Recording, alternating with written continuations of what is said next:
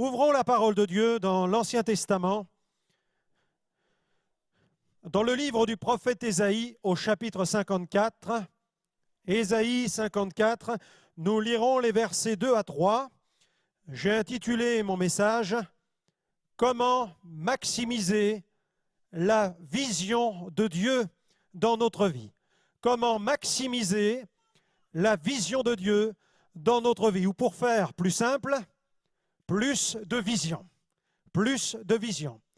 Et il n'y a pas meilleur que Dieu pour nous parler de la vision de Dieu. Et le prophète Ésaïe, de la part de Dieu, eh bien, par sa bouche, nous fait connaître, je dirais, la définition de la vision. Ésaïe 54, versets 2 à 3. Élargis l'espace de ta tente, qu'on déploie les couvertures de ta demeure. Alors là, regardez, tout à coup retentit un ordre. Ne retiens pas. Et puis immédiatement une exhortation. Allonge tes cordages et affermis tes pieux, car tu te répandras à droite et à gauche. Nous avons ici la vision du développement du royaume de Dieu, de l'œuvre de Dieu. Nous pouvons y voir se profiler l'évangélisation, ainsi que la vision missionnaire, puisque le texte nous dit « Ta postérité envahira des nations, et elle peuplera des villes désertes.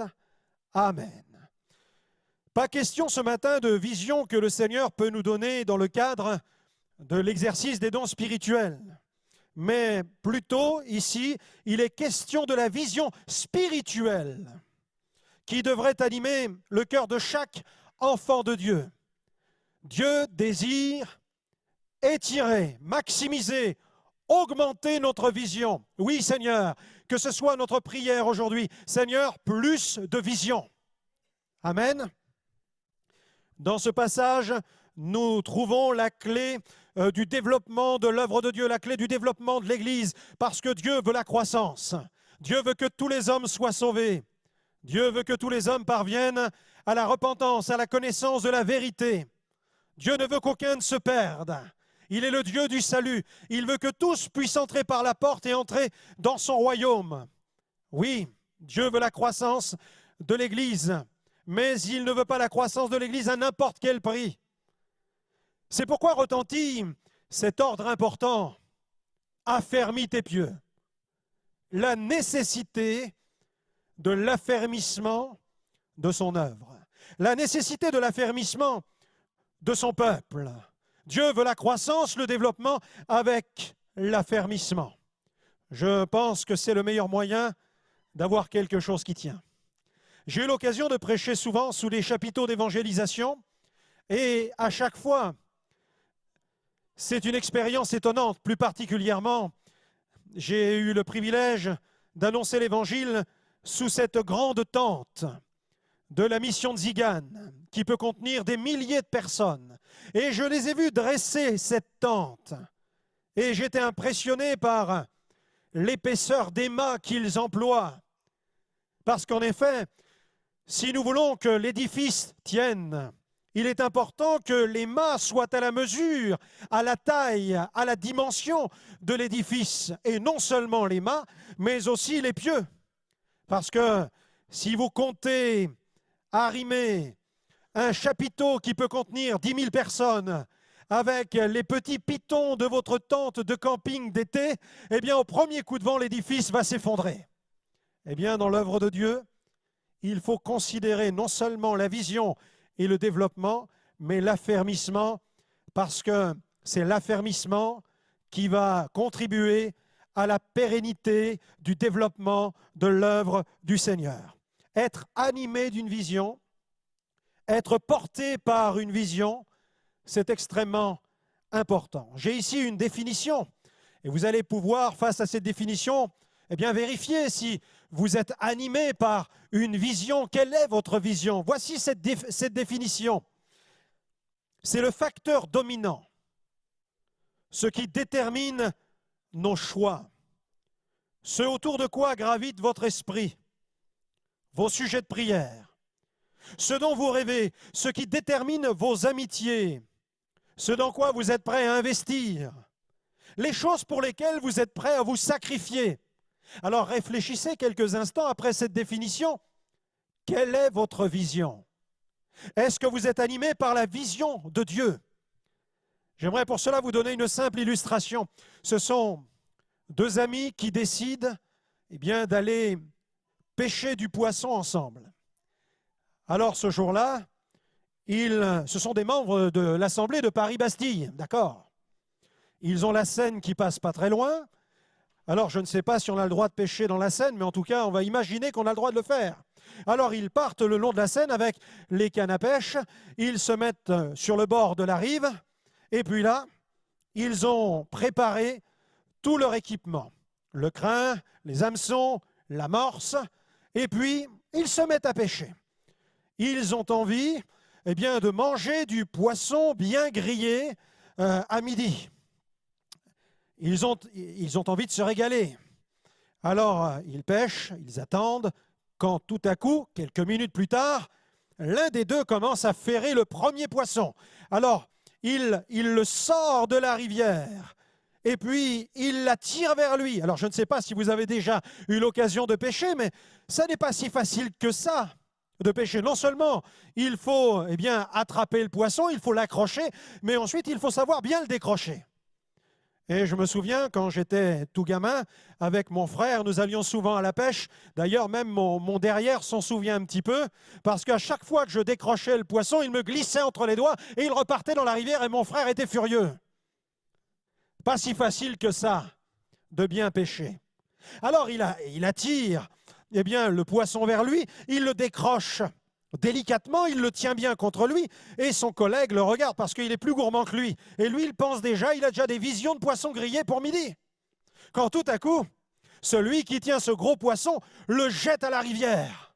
Alors l'autre ne comprend pas ce qui est en train de se passer, il le regarde et il commence à se mettre un peu en colère et il hausse le ton, il lui dit « Mais qu'est-ce que tu fais? Pourquoi jettes-tu ce gros poisson? Qu'est-ce qu'on va manger à midi maintenant ?» Et l'autre lui dit « Mais t'occupe pas, je te dirai plus tard. Pêche, tu vas voir. » Et il continue à pêcher. 10 minutes plus tard, mes amis, toujours le même.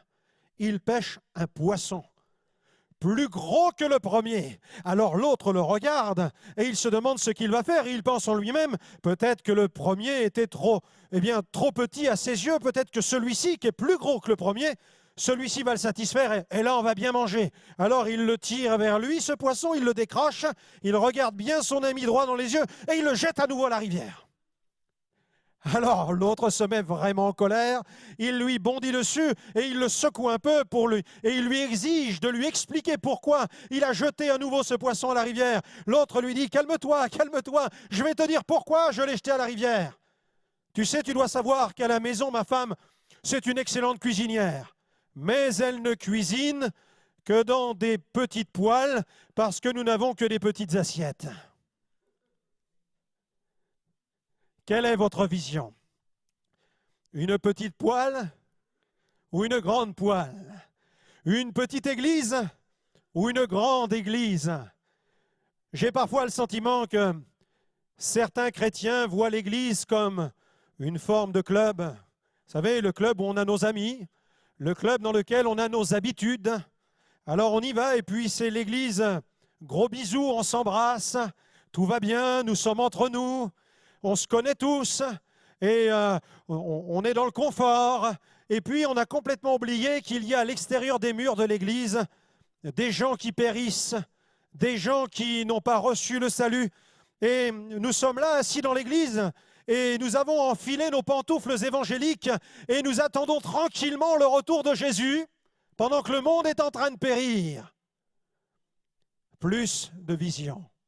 Que ce soit notre prière aujourd'hui, Seigneur, plus de vision. Alors, quelques clés que j'aimerais vous partager sur comment maximiser la vision de Dieu dans notre vie. Si vous désirez maximiser cette vision de Dieu dans votre vie, je vous invite à considérer le premier point que j'ai intitulé « Plus de cœur ». Plus de cœur. Ah, ça n'est pas une grande découverte théologique, c'est vrai. Mais vous remarquerez qu'on peut avoir la meilleure des théologies dans l'Église, mais quand il n'y a plus le cœur, je pense qu'il n'y a plus grand-chose. Parce que l'œuvre de Dieu, c'est avant tout une œuvre de cœur. Nous allons lire dans la deuxième épître de Paul aux Corinthiens au chapitre 6, au verset 11. Nous voyons l'apôtre s'indigner devant le manque d'ouverture de cœur des chrétiens de l'église de Corinthe. 2 Corinthiens 6, verset 11, voici ce que dit l'apôtre Paul, voici ce qu'il écrit à ces chrétiens. Il leur dit, notre bouche s'est ouverte pour vous, Corinthiens. Notre cœur s'est élargi. Vous n'y êtes point à l'étroit, mais c'est votre cœur qui s'est rétréci pour nous. Rendez-nous l'appareil. Je vous parle comme à mes enfants.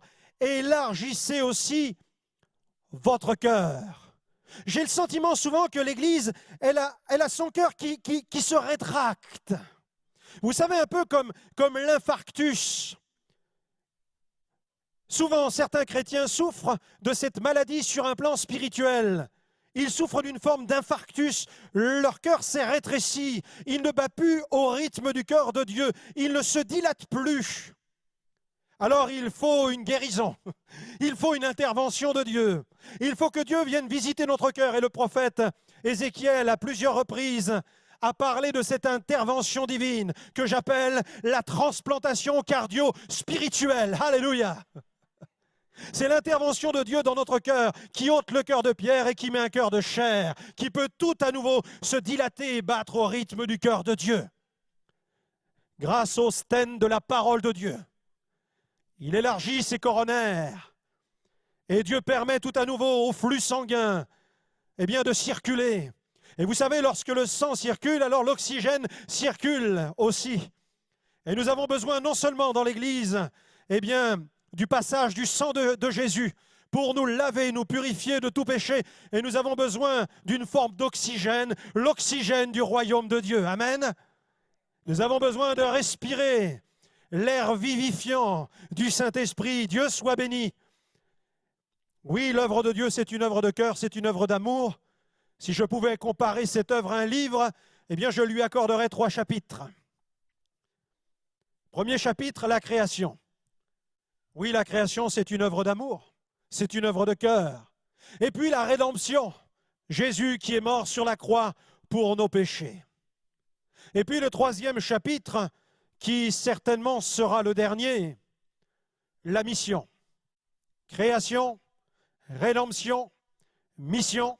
Jésus a dit la bonne nouvelle sera prêchée à toute la nation, elle servira de témoignage, alors viendra la fin. Frères et sœurs, voilà le but de la vie chrétienne. Voilà pourquoi nous sommes chrétiens, non pas pour aller à l'église seulement, mais pour sortir de nos églises, apporter la bonne nouvelle dans le monde d'aujourd'hui. Alléluia. John Wesley disait, « Souvenez-vous que votre plus grand devoir, c'est le salut des âmes. » Le comte Zinzendorf, qui fut l'instrument de l'un des plus grands réveils de l'histoire chrétienne, a déclaré quant à lui, « Gagner les cœurs des hommes à celui qui a donné sa vie pour nos âmes. Voilà le but que sans nous lasser, nous poursuivrons à travers le monde. » C'est mon ministère que de prêcher l'Évangile. Mais c'est aussi la vocation de l'Église. La Bible nous dit que l'Église, elle est la colonne de la vérité. Mais elle ne dit pas seulement qu'elle est la colonne. Elle dit aussi qu'elle est l'appui. Vous savez, une colonne, on la regarde. J'ai remarqué en venant à Paris-Bastille qu'il y a cette grande colonne, place de la Bastille. On ne peut pas la manquer, on ne peut que la voir. Elle domine la place de la Bastille. L'Église, c'est une colonne, mais plus qu'une colonne, elle doit être l'appui. C'est-à-dire qu'il faut appuyer le travail d'évangélisation. Et un évangéliste n'y suffit pas. Imaginez qu'aujourd'hui, l'apôtre Pierre soit parmi vous et qu'il prêche place de la Bastille et que l'apôtre Pierre gagne 3000 âmes au Seigneur. Alléluia. J'imagine le pasteur Le Filâtre. Le problème, qu'est-ce qu'on va faire de ces 3000 personnes maintenant? Imaginez, 3000 âmes tout à coup qui entrent, on va se serrer. Hein. Voilà, tout simplement. On en prendra un peu sur les genoux, mais on va pas les laisser dehors. Oui, imaginez cela. Alors imaginez qu'aujourd'hui, l'Église de Jésus se réunisse dans un grand concile, qu'elle trouve son super évangéliste, prédicateur de foule, et qu'elle lui dise, écoute, on va te choisir, parce que toi, quand tu prêches, les gens se convertissent, alors nous allons t'élire. Nous sommes l'Église du Seigneur, nous allons t'élire, nous te choisissons, tu seras notre évangéliste, nous allons prier pour toi, et nous te demandons seulement de gagner 3000 âmes par jour. Je dirais que c'est le taux de croissance de l'église de Pentecôte du 1er siècle. Vous aimeriez avoir un évangéliste comme ça? Qui évangélise Paris-Bastille au rythme de 3000 personnes par jour? Alléluia! Et nous, on ferait que prier pour lui. Hein? Alors, à votre avis, combien de temps faudrait-il à cet évangéliste pour gagner le monde entier? Plus de 6 milliards d'habitants. À votre avis, il lui faudrait 1 an, 2 ans, 10 ans, 50, 100? Je vous fais grâce des calculs. Il lui faudrait approximativement 5479 ans. Malheureusement, vous ne serez pas là pour le voir. Mais si chaque chrétien qui déclare avoir fait l'expérience du salut, de la nouvelle naissance, on considère qu'il y a sur la terre pas loin de 750 millions de personnes qui connaissent Jésus-Christ personnellement. Imaginez que ces gens, que ces chrétiens nés de nouveau, eh bien, décident d'évangéliser, empruntent le chemin de la mission et qu'ils atteignent par mois 1 personne. Alors, mes amis, dans 10 mois, le monde entier sera à Jésus. Alléluia! Le travail d'évangélisation n'est pas le travail d'un seul homme, n'est pas le travail simplement du missionnaire ou de l'évangéliste, c'est la mission de l'Église du Seigneur Jésus. Alors, notre prière aujourd'hui, c'est « Seigneur, donne-nous plus de cœur ». Amen. Deuxième point, plus de prise de conscience. Alors, nous allons toujours dans la deuxième épître de Paul aux Corinthiens, chapitre 5, regarder le verset 14. 2 Corinthiens 5, verset 14. L'apôtre Paul s'exprime à nouveau sur l'urgence de la mission, et là, il partage la conscience, l'état de sa conscience. Une conscience qui est, je dirais, en éveil, une conscience aussi torturée. Il dit, l'amour de Christ nous presse, parce que nous estimons que si un seul est mort pour tous, et là, il pense à la croix. Alors il ajoute, tous donc sont morts. Nous avons ici le regard de Paul sur ses contemporains. Nous avons ici sa perception du monde qui l'entoure. Comment voit-il le monde autour de lui? Comment voit-il les gens qu'il croise tous les jours? Eh bien, il les voit morts. Il les voit morts dans leurs péchés. Et pour lui, il sait que seul l'amour du Seigneur peut nous pousser à aimer le monde et à l'évangéliser. Pourquoi évangélisons-nous si peu? Tout simplement parce que nous n'aimons pas suffisamment Jésus. Si nous aimions plus le Seigneur, nous obéirions davantage à son commandement. Allez annoncer l'Évangile à toute la création. Alors vous vous dites, frère Alexandre, moi je ne sais pas prêcher, je ne suis pas un orateur, un prédicateur de proclamation, et je ne sais pas trop comment évangéliser. Alors là, pour vous faciliter le travail, j'ai amené avec moi quelque chose de pas très large qui, aujourd'hui, eh bien, fait fureur. C'est le test cérébral. Test cérébral, vous savez qu'aujourd'hui, sur Internet, vous êtes sollicité sans cesse par des QCM, faire des tests, et c'est vrai qu'aujourd'hui, tout le monde veut prendre soin de sa mémoire. On a peur de la perdre. Comme le dit le neurologue de l'université de Duke aux États-Unis, le docteur Lawrence Katz, il dit « Utilisez votre cerveau avant de le perdre ». Alors, nous en avons imprimé 50 000 et nous allons bientôt lancer l'impression de la 2e série. Alors, il suffit d'avoir un outil comme cela pour évangéliser les âmes autour de vous. Vous pouvez en distribuer dans le métro, dans les autobus, à volonté pour permettre aux âmes de découvrir le chemin du Seigneur et de découvrir aussi l'adresse de votre assemblée ici. Nous allons le faire rapidement ensemble. C'est un test donc à l'intérieur qui est très simple, qui se fait en 2 minutes. À votre avis, quel est le livre le plus vendu au monde? Le Da Vinci Code, le Coran ou la Bible? La Bible, très bien, bonne réponse, ça commence bien. Deuxième question. Quel astronaute a fait cette déclaration? Le plus important, ce n'est pas que l'homme ait marché sur la Lune, mais que Dieu ait marché sur la Terre en la personne de Jésus-Christ. James Irwin, Jean-Loup Chrétien, Yuri Gagarin. James Irwin, yes, c'est ça. C'est pas Jean-Loup Chrétien, il a le nom chrétien, mais c'est pas lui qui a dit cette parole, ni Yuri Gagarin qui était communiste. Troisième question. Quels sont les manuscrits qui ont contribué à valider l'authenticité des textes de la Bible? Les manuscrits de la mer Égée, de la mer d'Azov ou de la mer Morte? La mer Morte, bonne réponse encore. Qui a dit « Il y a dans le cœur de l'homme un vide en forme de Dieu » Copernic, Louis Pasteur, Blaise Pascal. Blaise Pascal, très bien. Alors là, une question extrêmement importante, et là je m'adresse aussi peut-être à ceux qui regardent ce programme sur le site de l'Assemblée de Paris-Bastille. Eh bien, question pertinente, très difficile. Je pense que certains scientifiques auront des problèmes avec cette question. Que faut-il pour fabriquer une horloge?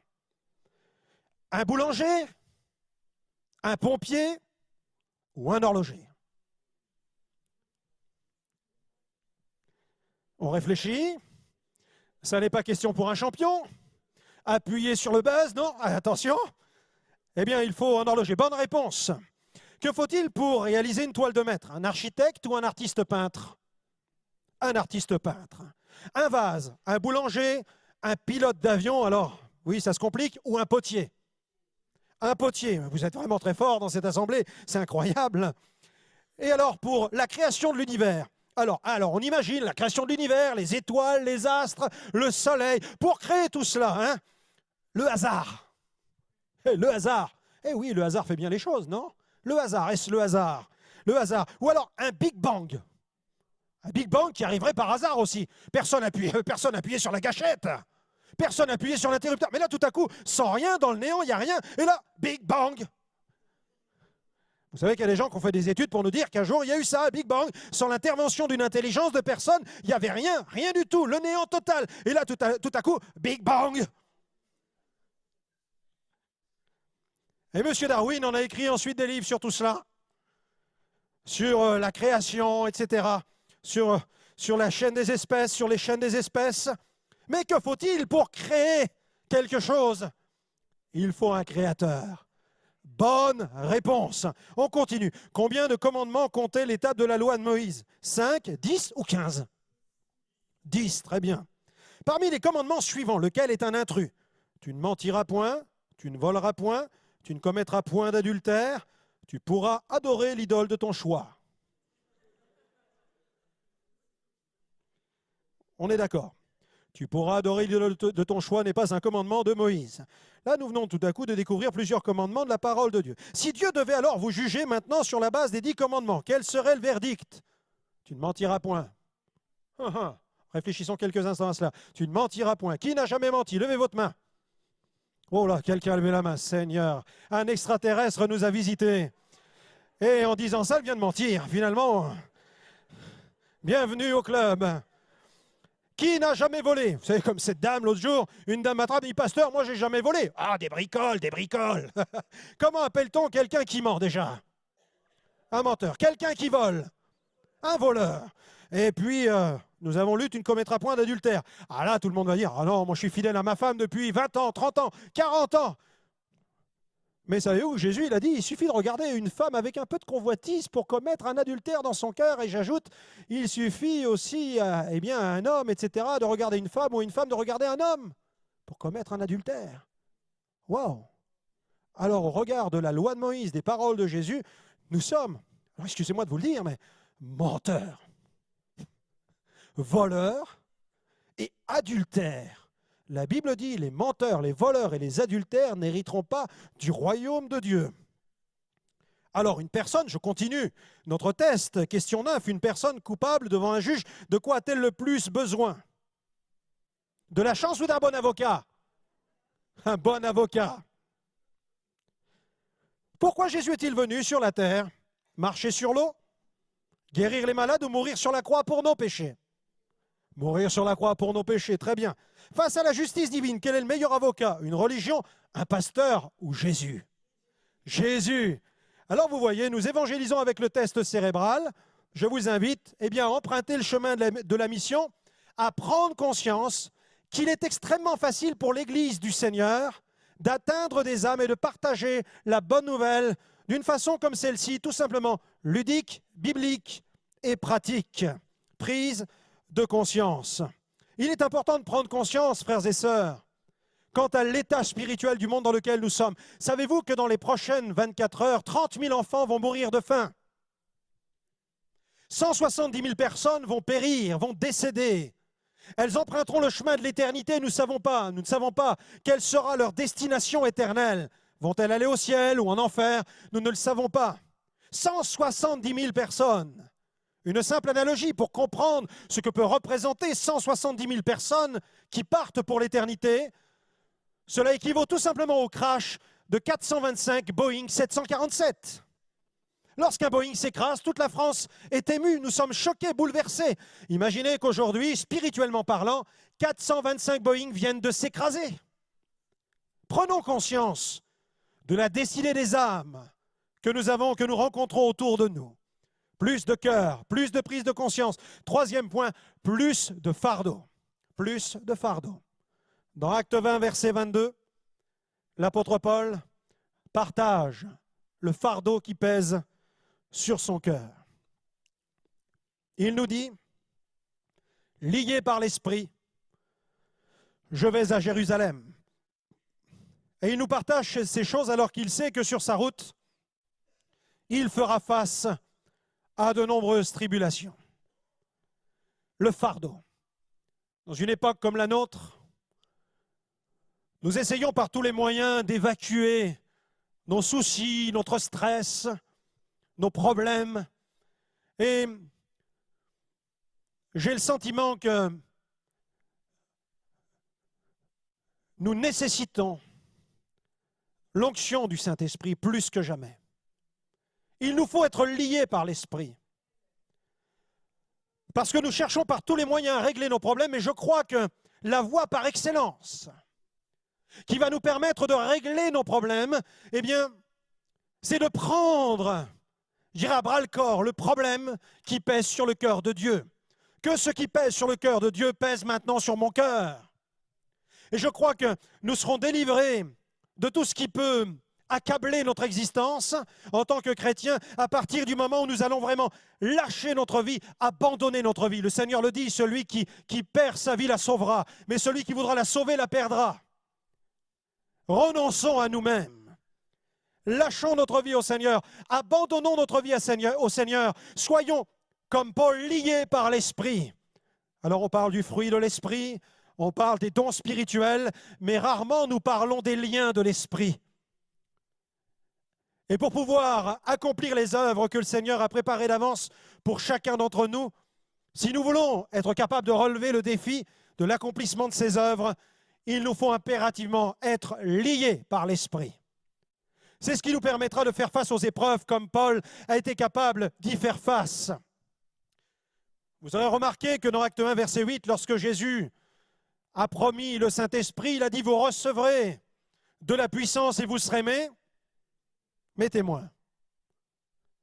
Mais dans le texte original, il n'est pas simplement question de témoins dans le sens de personnes qui sont les témoins d'un événement marquant, mais il est question de souffrir. Vous serez mes martyrs. Il nous faut de la puissance pour souffrir. Il nous faut de la puissance pour être capable d'endurer la souffrance pour la cause du Seigneur. Il nous faut la puissance du Saint-Esprit. Vous recevrez de la puissance et vous ne parlerez pas seulement en langue, vous n'exercerez pas seulement des dons spirituels, mais cette puissance vous rendra capable de faire face à la critique, à la moquerie, à la calomnie, peut-être même au mauvais traitement. Oui, Seigneur, plus de fardeau. Il y a quelque temps, je me trouvais à New York pour une campagne d'évangélisation, et à l'issue de la réunion, les sœurs de l'Assemblée nous avaient préparé un bon paquet rempli de nourriture avec des lasagnes à l'intérieur. Vous voyez ce que je veux dire? Alors nous sommes rentrés à l'hôtel en plein cœur de Manhattan. Nous étions au 20e étage d'un grand building. Et puis là, on a commencé à manger. Il était 22 heures. Et il y en avait tellement qu'il était impossible de finir ce qu'il y avait dans le sac. Alors j'ai dit aux frères qui étaient avec moi, j'ai dit écoutez, il est 22h30 maintenant. Manhattan, il y a du monde partout. J'ai remarqué qu'il y avait des marginaux allongés à même le sol dans la rue. Nous allons aller partager le repas avec eux, d'accord ? Ouais, d'accord. Alors on est parti. Nous sommes descendus dans Manhattan, juste en face de l'assemblée du pasteur David Wilkerson, à une vingtaine de mètres. Et là, il y avait des marginaux couchés par terre. Je m'approche de l'un d'entre eux et je commence à entamer la conversation. Alors imaginez quelques instants la scène. Un Français en plein Manhattan, costume, cravate, qui parle anglais comme seuls les Français sont capables de le parler. Alors je lui partage la bonne nouvelle, je lui dis, je suis le fils de la sorcière, ma mère était voyante, elle était guérisseuse, devineresse, j'étais spirit et parapsychologue, la maison était hantée de la cave au grenier, même le chien était possédé, je lui donne mon témoignage. Et ce jeune me regardait, il avait le sentiment de voir un extraterrestre. Et je lui dis, je veux manger avec toi, regarde ce qu'on t'amène, c'est un repas de roi qu'on a là, nous sommes des fils de roi et on t'apporte un repas de roi. Alors les larmes coulaient de ses yeux, il était bouleversé. Et après, je lui dis, écoute, maintenant, je suis là et je ne pars pas sans avoir prié pour toi. Quel est ton nom? Et il me dit, je m'appelle David. Je lui dis, comment? Tu t'appelles David? Mais mon ami, David est un roi dans la Bible. Nous sommes des fils de rois, tu portes le nom d'un roi et tu dors sur un banc en pierre. Qu'est-ce que tu fais là? Et il commence à confesser ses péchés. Il me dit, écoutez-moi, monsieur, j'étais chrétien, je lisais la Bible, j'allais à l'église, mais dans ma vie, j'ai fait des mauvais choix. Et à partir de ce moment, c'était la dégringolade. Et c'est pourquoi maintenant, j'en suis réduit à la mendicité. Alors j'ai prié pour David et David a demandé pardon au Seigneur. Il est revenu de cette manière au Seigneur, il s'est repenti. Et je lui ai dit, fais-moi cette promesse. Tu as une église à 20 mètres de toi. Voici les horaires demain. Promets-moi que tu vas aller à l'église. Il m'a dit, demain, j'irai dans cette église parce que je veux que ma vie change. Alléluia. Plus de fardeau, frères et sœurs. Demandons au Seigneur de nous donner une partie de ce qui pèse sur son cœur. Alors vous dites, mais pasteur, regardez, vous demandez, j'ai tellement de problèmes, vous êtes en train de me dire aujourd'hui que je dois encore demander le problème de Dieu. Mais c'est le meilleur des médicaments, le problème de Dieu. Alléluia.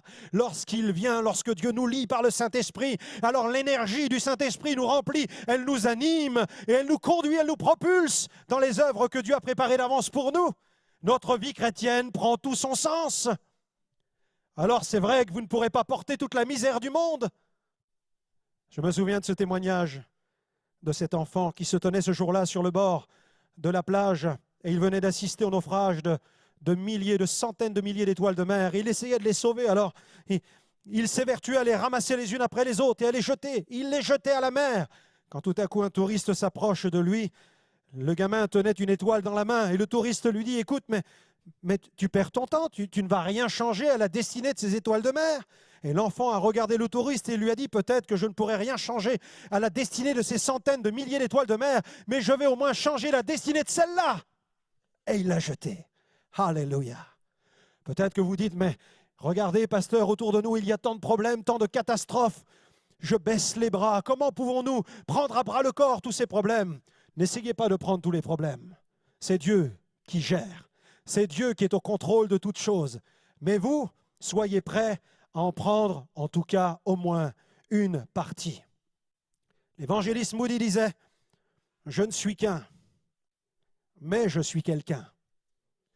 Je ne peux pas tout faire, mais je peux faire quelque chose. Et ce que je peux faire, par la grâce de Dieu, je le ferai. » Plus de fardeau. Quatrième point, plus d'intercession. Plus d'intercession. Dans Hébreux 5, 7, il est question de Jésus, et ce passage nous parle de l'intercession du Seigneur avec des larmes et avec des cris. Alors nous avons bien des réunions que nous qualifions de réunions de prière. Je crois que c'est légitime d'avoir des réunions de prière dans lesquelles nous allons Mais j'ai le sentiment souvent que nous allons dans ces réunions de prière avec des pétitions, un peu comme cette dame qui va au supermarché avec sa liste pour faire les courses. Nous arrivons et nous cochons et nous disons, voilà, j'ai tel problème, voilà, j'ai tel problème, voilà, Seigneur, je te prie pour ça, pour ça, pour ça, pour ça.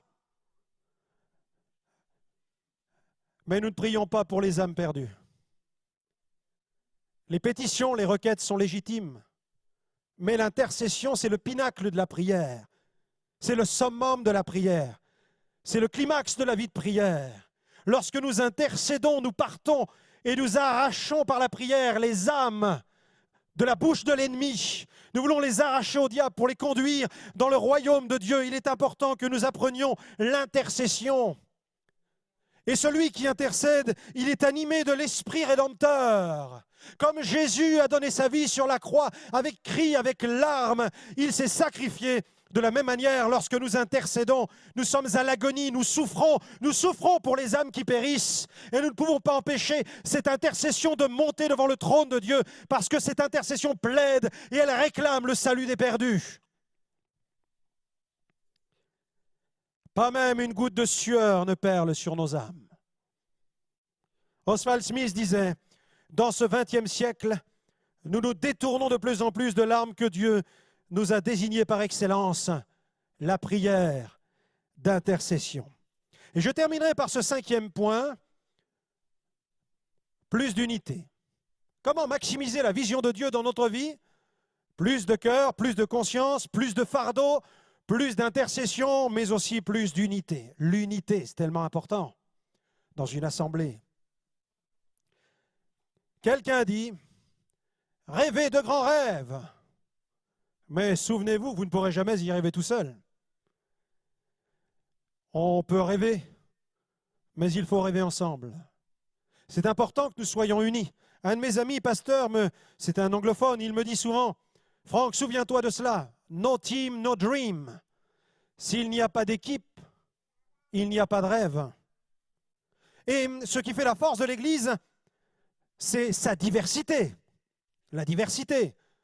Et Paul n'a pas hésité à parler de cette grande diversité au sein de son peuple. Dans Corinthiens 12.4, 12.5, 12.6, diversité de dons, diversité de ministères, diversité d'opérations. Mais il n'a pas manqué de dire aussi, mais un même esprit qui opère tout en tous. Il y a une grande diversité, mais c'est le Saint-Esprit qui doit animer cette diversité. La force se trouve dans l'unité. Et le chrétien tout seul, il ne fera pas la différence. Mais une Église unie, elle causera des brèches dans le camp de l'ennemi. Je crois qu'il n'y a pas plus fragile, vous l'avez remarqué ces derniers temps, qu'un flocon de neige. Avez-vous déjà pris le temps de regarder un flocon de neige? Il n'y a pas plus fragile qu'un flocon de neige. Mais étrangement, mettez-les tous ensemble et ils paralysent la capitale. Mettons les chrétiens tous ensemble et ils sont la force d'interposition qui empêchera l'activité diabolique, qui réfrènera la puissance du mal. Unissons-nous dans le travail de Dieu et nous verrons alors le royaume de Dieu s'étendre. En 1998, en football, nous avons été champions du monde. Vous vous en souvenez de cela, hein? L'année dernière, nous avons été champions du monde du ridicule. En 1998, nous avions des talents, un esprit d'équipe et un super coach. L'année dernière, nous avions, comment allons-nous appeler cela? Des médiocrités individuelles avec pas d'esprit d'équipe et puis un coach qui consulte les astres.